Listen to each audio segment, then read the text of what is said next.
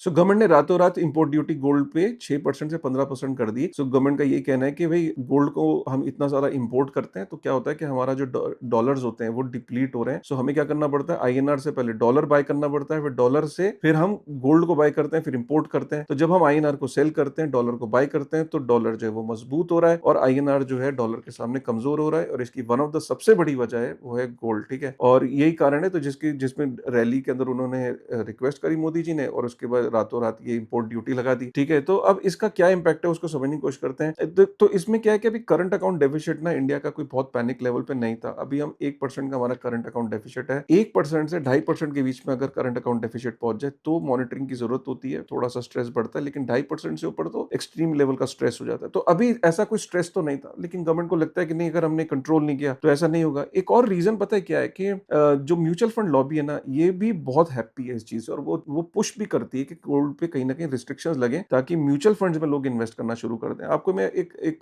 Example देता हूं, उनके मुंह में पानी क्यों आता है म्यूचुअल फंड लॉबी के। आप सोचिए कि 5 trillion US dollar worth of gold की वैल्यू हो गई जो इंडियन हाउस होल्ड्स के पास है। सोचिए 5 ट्रिलियन यूएस डॉलर, ये कितना है, ये 125% है इंडिया की जीडीपी का। आप सोचिए कि जो इंडिया की जो टोटल स्टॉक मार्केट की वैल्यू है ना वो 460 लाख करोड़ की है और इंडिया के पास जो गोल्ड है ना इंडियन हाउस होल्ड्स के पास वो 445 लाख करोड़ का है। तो आप सोचिए ऑलमोस्ट इंडियंस के पास उतना ही गोल्ड हो गया जितनी टोटल इंडिया की स्टॉक मार्केट की वैल्यू है। म्यूचुअल फंड लॉबी और ये जितने फाइनेंशियल इंस्ट्रूमेंट्स वाले जो लॉबी है, इंडस्ट्री है, ये चाहती है कि पैसा मूव करे स्टॉक्स में, म्यूचुअल फंड्स में, एफडी में, बॉन्ड्स में, ठीक है। तो ये एक रीजन है। अब मेरा यहाँ पे ये सवाल है कि भाई इंडिया के अंदर फाइनेंशियल लिटरेसी है ही कितनी। एडल्ट्स की बात करें तो 76% जो लोग हैं, जो एडल्ट्स हैं, वो फाइनेंशियली इलिटरेट है, उन्हें बेसिक चीजें भी नहीं पता। Life insurance, mutual fund, stocks, bond, compounding interest, ये सब कुछ भी नहीं पता उन्हें, बेसिक टर्मिनोलॉजीज का नहीं पता। तो इन लोगों के लिए क्या है कि इन लोगों के लिए बेस्ट ये चीज होती है कि यार वो गोल्ड को बाय कर लेते हैं, क्योंकि गोल्ड समझ में आता है। सदियों से उनके उनके पेरेंट्स दबा, उनके दादा दादी की समझाते आए हैं, कल्चर का पार्ट है। बच्चा पैदा होते ही गोल्ड की वैल्यू को समझ लेता है। और म्यूचुअल फंड्स ने रिटर्न क्या दिया है, 75% लार्ज कैप फंड्स ने अंडर परफॉर्म किया है, मतलब इंडेक्स को बीट ही नहीं किया है। और 80% मिड कैप जो